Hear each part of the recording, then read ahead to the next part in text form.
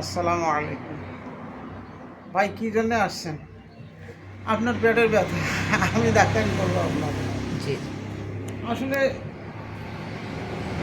ডাক্তারের পরামর্শ এখন খুব কম পাওয়া যায়।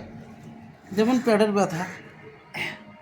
ব্যথা হলে কেউ বলে পেটের ব্যথা, পায়খানা হয় না, বিভিন্ন ধরনের সমস্যা নিয়ে আসে, শুধু ওষুধই দেয়।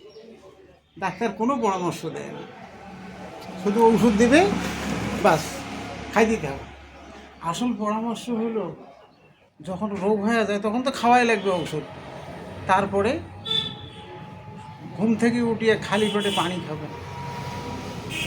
প্রথম দিনে ভালো লাগবে না পানি খাইতে, পরে 1 গ্লাস খাবেন, ছোটো গ্লাসের 1 গ্লাস খাবেন, তারপরে 1.5 গ্লাস খাবেন, তারপরে 2 গ্লাস খাবেন, তারপরে আস্তে আস্তে যখন সকালবেলায় পানি খাওয়াটা অনেক রোগের উপকার।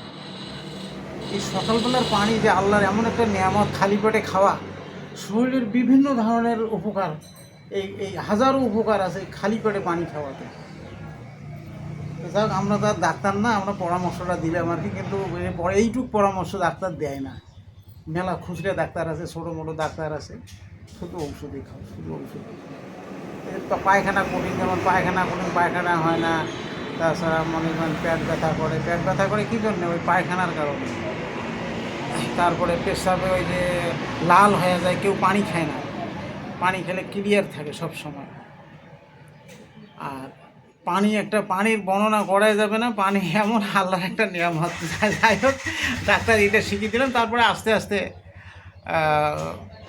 বাকি কথাটুকু বলা যাবে। আসসালামু আলাইকুম।